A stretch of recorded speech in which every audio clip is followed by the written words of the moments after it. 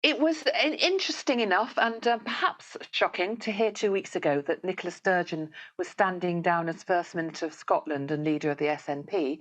It's certainly interesting and maybe shocking to have followed the debate since on who is fit to replace her and people's opinions on which views held on which topics qualify someone for public office, high public office. So we're talking today about what happens when your religious convictions mean that your views don't always align with those of your political party. So, as people will be aware, Kate Forbes, a member of the We Free Presbyterian Church in Scotland, says she personally doesn't agree with same-sex marriage. She accepts it as a political reality, and she doesn't want to roll back the legislation that provides for it. And she's given a very clear statement about what her faith is. Humza Yousaf, a Muslim, he missed the vote on same-sex marriage but says he supports it. He told Andrew Marr on LBC that he wouldn't use his faith as a basis for legislation. Ash Reagan, the other candidate, supports same-sex marriage, but on, I presume, a matter of conscience, but she resigned from the government over her refusal to back the gender recognition reform bill that passed through Holyrood in December. And she's defended Kate Forbes against the attacks made on her, which she labels as misogynistic. So that's the scene set. And I'm going to go first to Simon Barrow, who's director of the Religion and Society think tank Ekklesia. He lives in Leith on the edge of Edinburgh and is co-author of several books on Scottish politics since 2017. Simon, very briefly, how do you account for the reaction to Kate Forbes' candidature? Well, partly, and also as a member of the NUJ's Ethics Committee and therefore, actively involved in the media, it's a rather stark set of overreactions, I think. But unfortunately, reaction is very much the style of the media, particularly when it comes to anything controversial in politics. So particularly in relation to Kate Forbes, we've had people veering in two radically different directions. On the one hand, the scrutinising of her views on issues where her own conscience and her religious community would be at variance with certainly majority opinion in Scotland and within the Scottish Parliament. The reaction to that, on some people have reacted it by saying this is about her being picked out because of her religious commitment, with an element of misogyny as well. Some of the language has been quite extreme. That she's been crucified was one quite well-known commentator used this, I think, extraordinarily inappropriate language. On the other hand, people have also reacted in completely the opposite direction to that, and have said, well, no, actually, she should be held accountable for her views. And there have certainly been, some comments about religion which show both lack of knowledge and lack of tolerance. I think the main thing I would want to say about it is that the framing of this is really, really desperately hopeless, I think, because the actual issue we should be primarily talking about is how conscience of different forms actually finds expression within politics and affects people's politics. Can I ask you about the extent to which the word evangelical has been used and whether that sort of prompts a sort of kind of a knee-jerk reaction, possibly because of some people's views of evangelical and what they understand as evangelical from the States and so on? Yes, the term has come up with some commentators and not with others. Some people, of course, who use that term will think that they are talking about something going on in the United States, which must be mirrored here. But of course, the term evangelical in the United States covers a vast span and so on. It's been somewhat dominated by the discourse around the religious right and so on. So this term, we also, of course, frequently hear the word evangelist and evangelical confused. What we're dealing with is a real kind of crisis, which, the religion media sense has been dealing with for some time, of religious literacy. Yeah, I'm going to interrupt my planned order now because I was going to go to Nick Spencer later, but given what Simon's just been sort of saying about people's understandings and so on, Nick is a fellow at the Theos think tank, and they have conducted some research. They hot-footed it up to Scotland last week to ask some questions about people's views in the light of this story. I will come back to you later, Nick, to talk more, but I just want you to give us very briefly some of the questions you asked and the key findings. Sure, yeah. So very briefly, we commissioned YouGov to do a UK-wide quantitative poll 2,000 or so adults, I think, fieldwork 22nd, 23rd February. So this is in the middle of this particular debate. And we asked people, or they asked people, regardless of whether or not you believe with them, you believe them, do you believe that people holding each of the following views should or should not be allowed to hold a top government job in UK? So this wasn't, do you agree with these views? It's more, do you think these views should a priori, on principle, be a bar public office? So to take for positions rather than views, 11% of people think that being a Catholic should mean you are not allowed to hold public office. 13% of people said being an Orthodox Jew should mean you should not be allowed to public office. 15% Muslim, 20% evangelical Christian. But those figures were all dwarfed by certain positions. So just to take a few examples, if you are supportive of unilateral nuclear disarmament, 24% of people said you should not be allowed to hold public office. If you're supportive of gender self-identification, 28% said you should not. If you're opposed to Brexit, if you're a Remainer, 24% said you should not be allowed to hold a top government job. And if you are supportive of increased levels of migration, 34% said you should not. But they're all in the second league, because the top league are, if you're opposed to same-sex marriage, 51% said you should not. If you deny climate change, 60% said you should not. And if you privatise the NHS, 62%. Right. Okay, that tells us about the religion of the country. Exactly. Nigel Dawson was spot on. Okay, we'll leave it there for now. We'll come back and talk a little bit more about that in a little while. Yahya Birt, you're the research director of the Ayaan Institute in London, which is a community-facing think tank for the Muslim community in the UK. I mentioned that Humza Yousaf had told Andrew Marr that I don't use my faith as the basis for legislation. And I wonder how that view goes down with various different Muslim constituencies in the UK. Well, like Simon was saying earlier, you know, there is no monolithic British Muslim community. That said, I think that the conservative end of the Muslim community in Britain will be disappointed in the stance that the Scottish, that Humza Yousaf has taken. They would have unrealistically perhaps expected him to have defended what they see as mainline Islamic teachings in this area. But really, there needs to be a better conversation within British Muslim communities about having realistic expectations of elected politicians. After all, they have to toe the party line too, as well as follow public opinion. Interesting in the way in which Kate Forbes has perhaps been treated differently or been interrogated differently from Humza Yousaf. I mean, admittedly, he is supportive of gay marriage, and so he wouldn't expect to be perhaps scrutinised in quite the same way. But I mean, some people have suggested that actually it's easier for a Muslim who is serious about his faith, particularly a Muslim male, to stand for public office than an evangelical Christian female. I don't know what you think about that. I mean, I don't know what the precise metric is, but what I would say is that, and it's not a competition for sure, but what I would say is that I think 20 years on after the War on Terror, it's Muslim public figures generally, not just elected politicians, have become very circumspect about and risk averse about stepping out of line and being labelled as extremist. And this is something that I think is a label that would be attached to Muslim public figures more readily than other faith communities because of this sort of recent history. So I think the attack would come from the right, if you know what I mean, rather than from the left. So maybe it's a different kind of vector of criticism. You mentioned the issue of sort of party discipline. You know, there's such a thing as a three-line whip.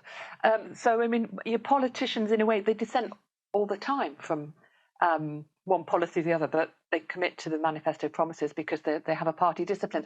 I just wonder why in a way that perhaps isn't interrogated in the same way. Are we talking about a different order of of conscience, a different order, if we're talking about sort of a political belief as opposed to a religious belief? Well, I think interestingly, this might be the case that these are groundwork convictions, and therefore they are treated somehow more seriously than political convictions. And yet, we're quite happy to understand that a politician could have a private view, but has to hold to the party line that they are elected on, is agreed consensually, and so on. And I don't see why that couldn't be applied here. Because it's obviously the case that as elected officials, they have to, in the end, stand on their party manifesto. So I think, we do need to not just have religious literacy, as Simon was saying, but maybe more political literacy as well. Yes. In this discussion. Thank you. Ben Rich, you're the chief exec of Radix Big Tent, which is a convening organisation and think tank, but more importantly for our purposes, I think, you ran Tim Farron's leadership campaign when he was standing for leadership of the Liberal Democrat Party. He got elected. What happened during the campaign? I mean, how did you play how to talk or not talk about his faith? So it was quite interesting.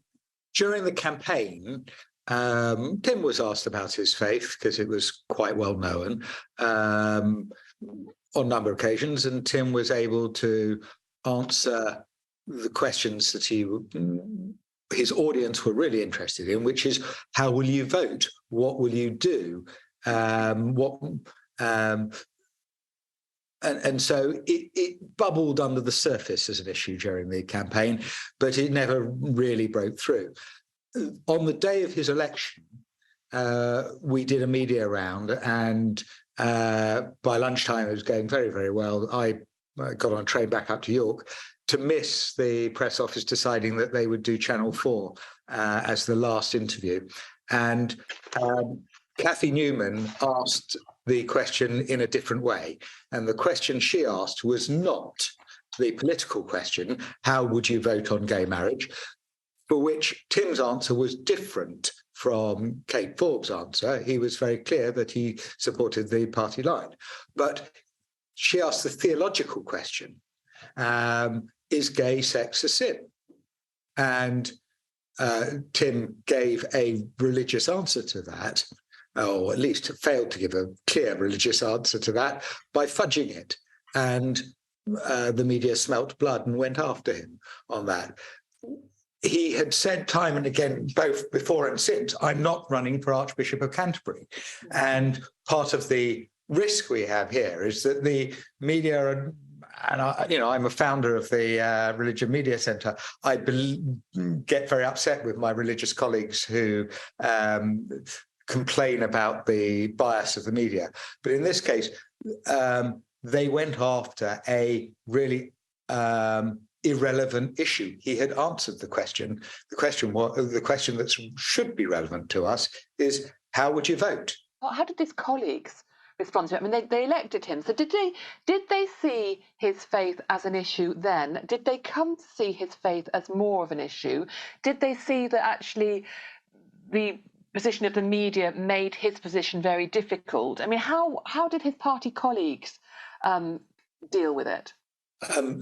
Tim was supported by the majority of his parliamentary colleagues in the run-up to the election. Politicians love winners, and it was quite clear he was going to win. So it was hardly surprising that people attached themselves to him. Later on, the refusal of the media to move on from the issue and to ask him any other question began to interfere with the party's ability to win, because they were simply unable to answer any other question than increasingly pedantic issues of his religious beliefs as opposed to his political beliefs. And it became untenable, which is why eventually Tim stood down. And he said, to be a political leader, especially of a progressive Liberal Party, and to live as a committed Christian, to hold faithfully to the Bible's teaching has felt impossible for me. Do you think he had any option? No, I don't think he did. I think he probably had become impossible for him to be able to change the conversation. And so it was probably inevitable that he had to stand down. And every time anything bad happened to the party, it was then associated back with him.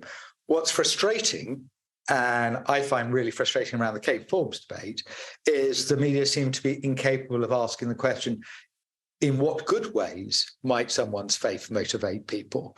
So when I look at what was happening out in the streets outside my father's house, there's the Gurdwara handing out food to the homeless people in Covent Garden. When we look at what's happening in the earthquakes, we see the Red Crescent and the Red Cross handing out relief. And the question is only around motivation in one way, and it's only around theological belief, not around action. Yeah. So that, Nick Spencer, might be an interesting one to do some polling about where people see religion as perhaps making a good impact on people's political outworkings. I just wonder what do you feel was the value and the takeaway from the polling that you did? What did we learn that we didn't already know? Well, I've been doing polling for 25 years or so now, and I'm always a bit reluctant to say, well, people said this, but they really meant that. You normally got to take the results at face value. I would be inclined to say a little bit of that now, because I can't honestly believe the British adult voting population is so intolerant as to rule out of court 50% of people. I think there was some confusion going on there about, I don't like this view.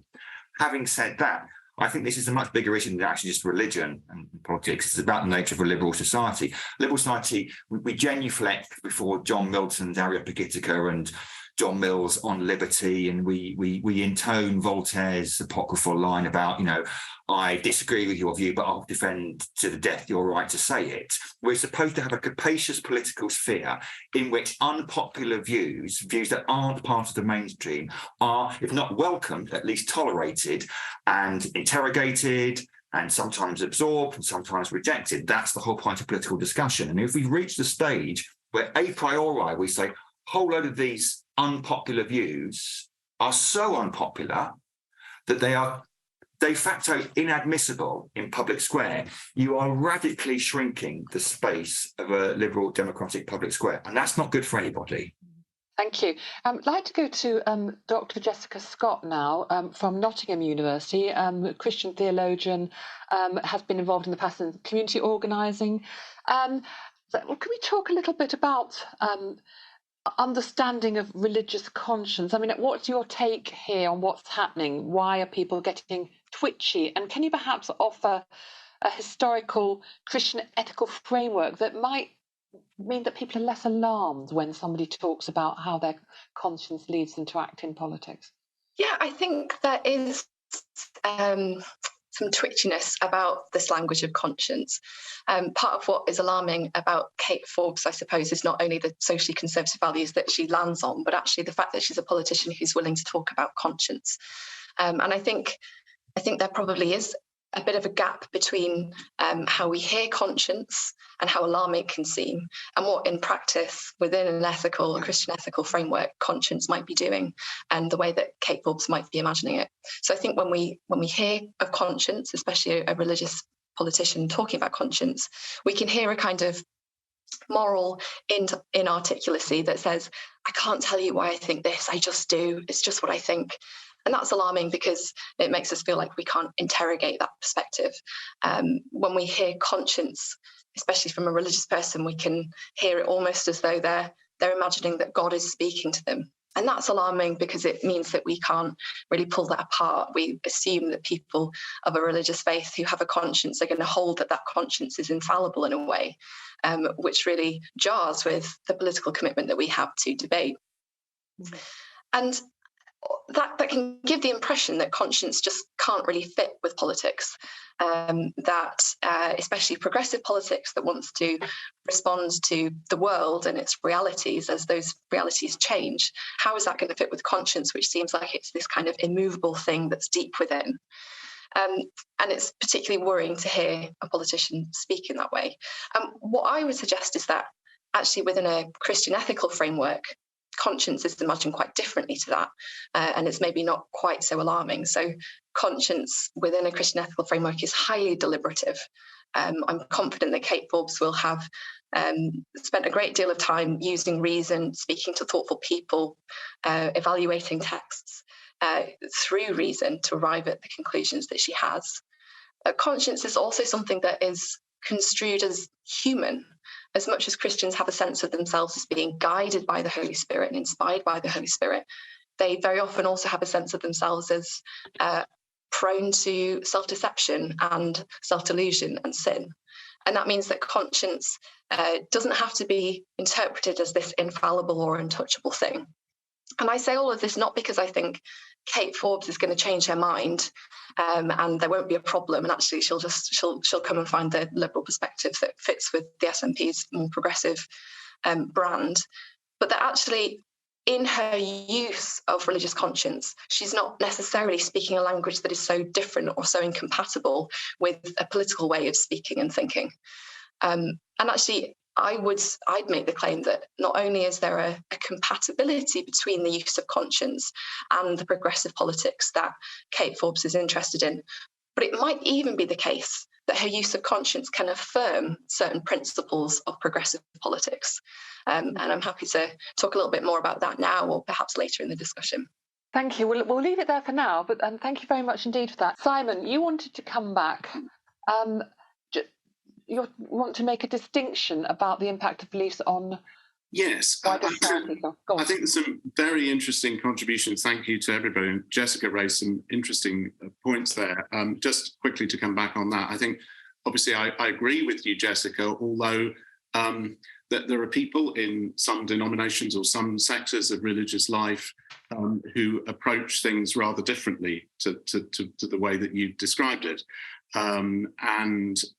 So we need to think about that. I was interested by Tim Farron's comment about, standing by the view of the Bible. What he meant, of course, was his reading of the Bible from a particular evangelical perspective, which incidentally other evangelicals would disagree with. So there is a reasoned discourse here, but it often doesn't get heard. And unfortunately, too many people hear faith or religion in terms of a kind of Dawkins approach that all faith is basically a kind of irrational, dogmatic thing that doesn't engage with this. I think Jessica's raised a really important point here. But if we can go back to Kate's views, for example, I think there's a problem we're not really noticing about this, which is that, first of all, on the question of same-sex marriage, she said that she would have voted against it. She then very carefully said, when pressed quite specifically on it, that she would uphold the current legislation and she would express tolerance towards people who are in same-sex relationships. Now, people who are in same-sex relationships, which includes a lot of Christians, by the way, were saying, well, look, hang on a moment. By the First Minister of Scotland, not even just by an MP, we don't want to be tolerated. We want to be accepted and affirmed. And so, we respect your view and that this is as far as you can. Is that maybe just a poor choice of word? No, I don't think it is. I think there's a fundamental difference between tolerating and affirming, being able to affirm and accept people. Ben wants to come back to you on what you were saying just a few seconds ago. Ben. And I'd also like to pick up on Nick's point around the polling they did. I mean, I understand the reason for doing the polling, but it's also important not to attach too much importance to it, not least because, of course, the sample is a UK sample and Scotland is about a tenth of the UK. And it's therefore quite possible that the answer would have been quite different in Scotland. Setting that aside, though, actually what it tells you is about people's political priority. And I'd like to come back to this difference between people's religious beliefs, and actually I should have said up front that I totally disagree with Tim's interpretation of liturgy, but there's a difference between people's religious beliefs and what their actions are. And then there's the issue which both the individual and the voter have to deal with, which is how important is this to me? So I think the polling that Theos did doesn't really ask that. It can't answer that question. People tell you maybe how passionately they believe in something like that, but it doesn't necessarily mean that it's going to mean that I won't vote for Kate Forbes. I won't vote for the SNP if Kate Forbes is the leader of the SNP. And actually, if you've got a politician who's saying, look, these are my beliefs, but it's just not my priority. These are my priorities. Then I think it's perfectly legitimate for the media to dig into that. But then ultimately, we will decide in the round what we think of a particular candidate and a particular party. And I do think the media get very, very hung up on the answer to this one question that isn't really so much of an issue to someone else. If the most important thing to me is access to gay marriage, then I'm not voting for Kate Forbes, and I'm probably not voting for Tim Farron. But I'm also concerned about poverty, and I'm also concerned about the economy and Europe and the environment and all these other issues. And probably for the vast majority of people, those are bigger issues. And I think that probably the media should therefore be asking about them. The authenticity of answering the question is also incredibly important. So, Nick, I don't know if you want to come back on some of that, because I mean, you said, actually that the big figures were, people's concerns about climate change, for instance, seems to trump their concerns about gay marriage. Okay, so various points there. I mean, the Scotland data are roughly the same as the UK data, but it's much more a sample size. I would take them as indicative rather than absolute. Secondly, since the major election in '92, we know best than to take polling at absolute face value. People often say one thing, the pollsters, and do different things when they're in the voting booth. Thirdly, when you're presented with a specific issue in a poll, you're asked to focus on that issue. When you've been through 3 or more weeks in the election campaign, that issue is very much kind of brushed to the side a lot of the time, and you are driven by other particular concerns. So no one is suggesting, we're certainly not suggesting, that this is going to drive any electoral decision-making amongst politicians. You take the whole thing as indicative. I nonetheless think it is concerning that we seem to have a willingness to rule out of court a number of issues that are controversial. That's where they should be in court. That's when they should be in play. A liberal democratic society is precisely the place where those ideas should be thrashed out and adopted, adapted, and discredited and analysed. One other point I'd make, because I saw Frank's comments in the chat. Kate Forbes could have avoided this very easily. She could have just lied about it. And she didn't. And whatever else you think about her, I take my hat off to her for that, really, because, we've had quite a lot of politicians who are prepared to kind of adapt their answers to the prevailing political wind, shall we say, over recent years or so. And she knew, or must have known, this was going to be a political risk, and she took it. Interestingly, and I think this is my last point, it seems as if her campaign was folding sort of Wednesday, Thursday last week or so. The poll I saw on the Sunday Times at the weekend put her at 23% over, I think it was Hamza Yusuf for 15%. Repeat after me, my Twitter feed is not my country, and the two are different. Interesting. Frank Cranmer, Nick mentioned there, you write the Law and Religion blog. You raised the point about Kate Forbes has been honest. Is there anything else you want to bring into this discussion? Just very briefly, I think one ought to remember that religion is a protected characteristic under the Human Rights Act, as is sexuality. And I don't think you can pick and choose about which protected characteristics you're going to protect. It's a matter for debate. I mean, I agree entirely with what Ben and Nick have said, that it's ultimately up to people to make their own choices. But I would re-emphasize that politicians being honest as opposed to dishonest or telling blatant lies, I think is far more important than their personal views on sexuality, always so long as they're prepared to be bound by the law that we have. I don't really see what Kate Forbes did wrong. I don't agree with her theology, but I defend her right to her views. I'm just interested in whether it's one thing to stand for public office and have a view which is completely out of sync with your party or with the general public, and whether there's a difference between that and standing to be the leader of a party. Is that simply a decision for the party who are electing the leader to make? Simon, briefly, your thoughts on that? Yeah, that's a very helpful question to raise. And I mean, I think parties need to be reminded in situations like this that actually, I mean, it could not happen, but it's almost certain that whoever is elected in this particular case will be First Minister of Scotland. And that is a wider role than simply leader of a political party or even an MP for a constituency, because in some sense you are seeking to embody and affirm a wider public than those who just voted for you or for your party. And I think that's part of the context for the discussion and the debate, and the very helpful comments that Ben made about that. I'm just interested in whether you have done polling on political views among Muslims and what matters to them most in their political leaders. I mean, you know, we know, for instance, that in Scotland, you know, most Muslims will be Labour SNP voting, for example.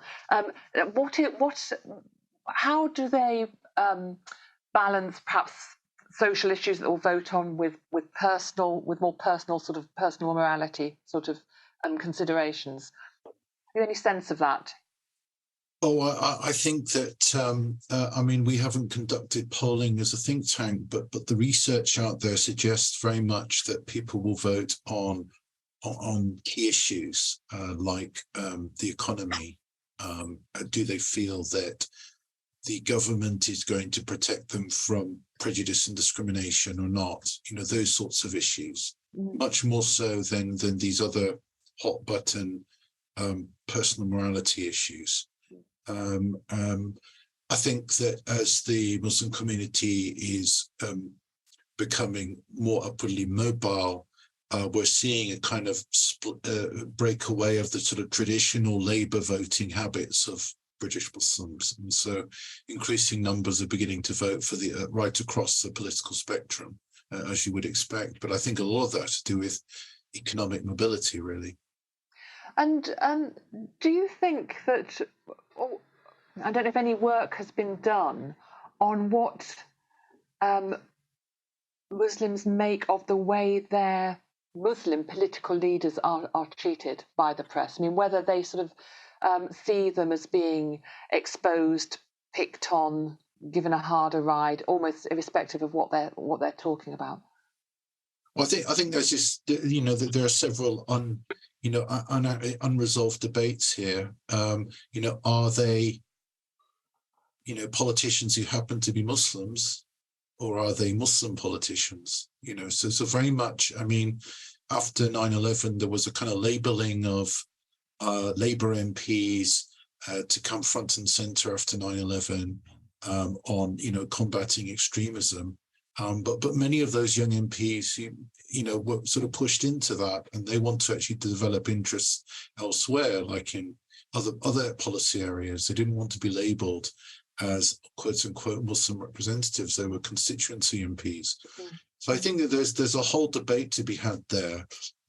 As I said, I think that there needs to be more awareness of you know, the strictures of the party line on professional politicians, and Muslim communities shouldn't necessarily expect Muslim politicians, by virtue of being Muslims, that they should play a special representative role. Rather, I think it's just whatever the issue is, one would have to find allies in that issue, irrespective of their background. Interesting, isn't it? I think, I mean, there was a sort of an attempt at a sort of Christian alliance party or some sort a few years ago.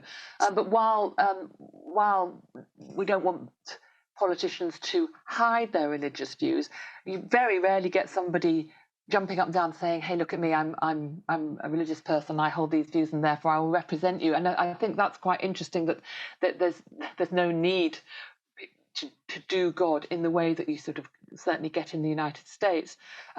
Question here: isn't the key issue how it is possible to hold conservative religious views while choosing to align with a party of progressive political views?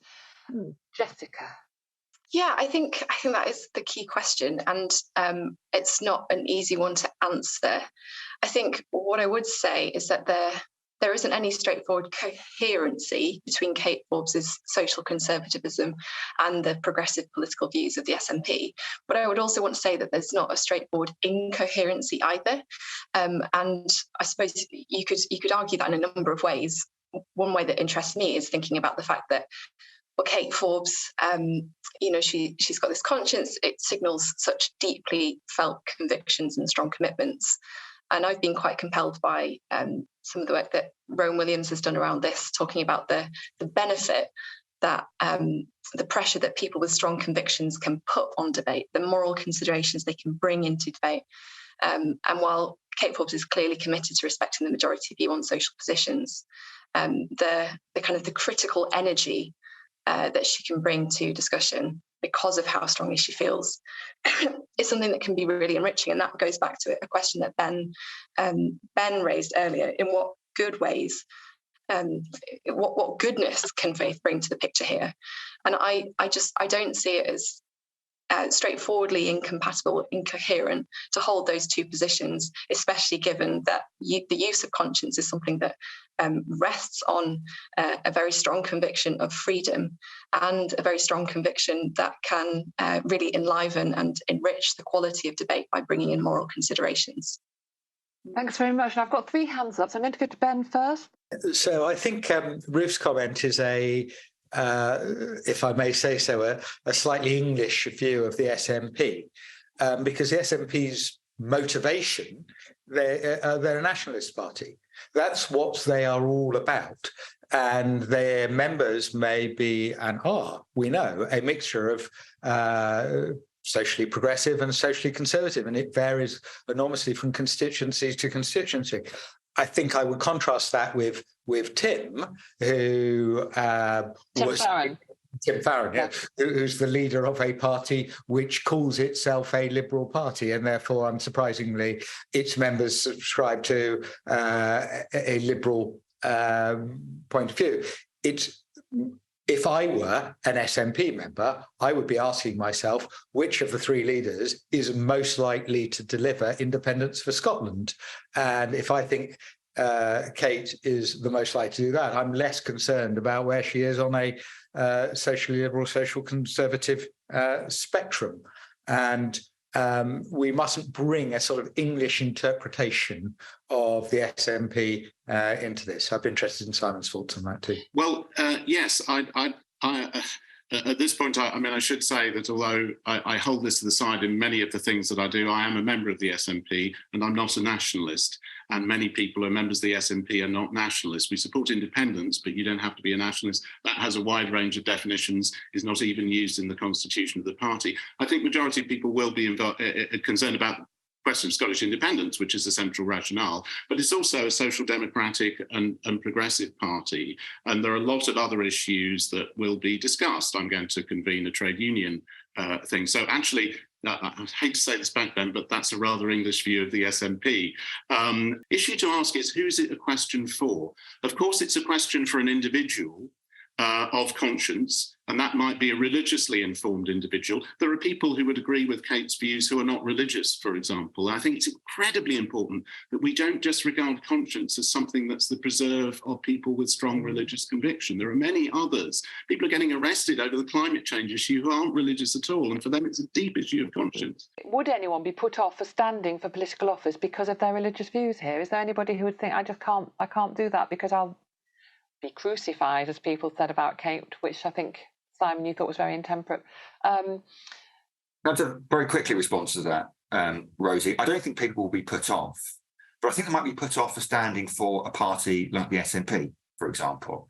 And I think the problem is that if you get to a situation where people who've got socially conservative views only feel they belong to one particular party, again, that's not healthy. That's just going to exacerbate culture war, where people who believe in one particular way gravitate to a party, people who believe another way gravitate to another party on social issues, and that will kind of exacerbate differences that already exist on economic issues. Now, I don't think that's healthy. Yeah, I mean, I'll just throw something in here because it might be interesting for people. I, as a Christian, could not be a member of a political party that supported the deployment or use of nuclear weapons. And I could not be part of a government that had that as one of its central policies. That I would choose as a Christian to engage differently. My primary category as a Christian for engagement in politics is witness, not control. And looking for alternatives and how you build alternatives. You can do that partly within parties, and you sometimes can't do it within parties. So that, for me, would be a fundamental conscience issue. Ruth, you've got an interesting question. Do you want to ask it? Yes. So my question is about doing theology. So I suppose it's to Jessica, really. So the last question I asked was the other way around about religion and politics. But if you have progressive political ideas, shouldn't that influence your ideas about religion? How is it possible to box them off so you have one set of conservative ideas and the other progressive? It's a really interesting question, and I think my response is maybe a little bit similar to yours, Rosie, that actually does it depend what we're meaning by progressive politics there, as to whether what we are taking progressive politics to mean will map on nicely to religious ideas. I suppose one thing I think it might be worth saying is that I hold to the fact that people and theology are both way more unpredictable than maybe we're used to thinking, and we can very often clump together ideas that we think should belong together. But actually there are so many different ways that, for example, upholding the dignity of people can play out politically and theologically. And actually, especially if you are talking about people who see themselves in relation to the Holy Spirit being a spirit who blows where the Spirit will blow, there's an element of not being able to track or neatly imagine or speculate as to how those two religious and political ideas might map onto each other. So I would keep that unpredictability in mind at the same time as thinking it probably depends quite a lot on the specifics of the progressive politics we're thinking about. Can I just add, I think that Tim Farron actually did find this conflict quite difficult to manage personally, and you can see it in some of the media interviews he did over the course of the time he was a leader. It was a conflict between what his church was telling him, which was his community, and what his press team and parliamentary colleagues were telling him, which was his other community. And he did struggle with this conflict. And actually, one of the things you aren't allowed to do in politics is have a public struggle. Interesting. Simon, you were mentioning that two other very senior SNP elected members are also members of the We Free Church. So who are they? Yes, John Swinney, who's the Deputy First Minister of Scotland, and Ian Blackford, former leader of the Parliamentary Party at Westminster.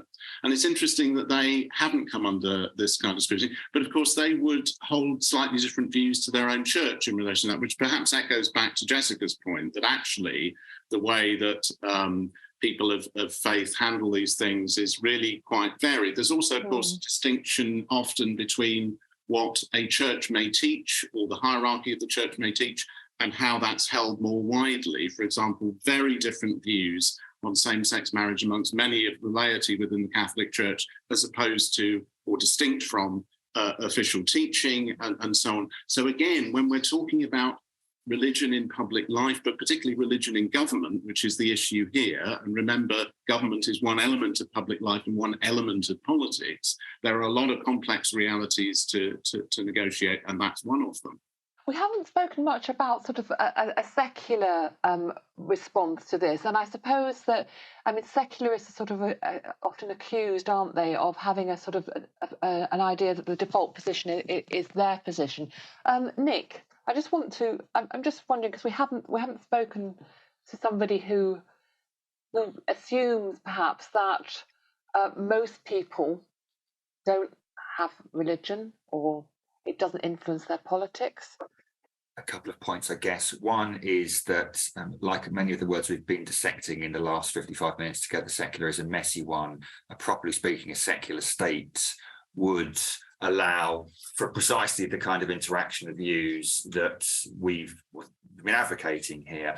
All too often, though, just as they used to say, the problem with Christianity is Christians, the problem with secularism is secularists, I'm afraid to say, and often secularism becomes in itself an ideology which is exclusionary. Although, you know, there are certainly many honourable exceptions to that.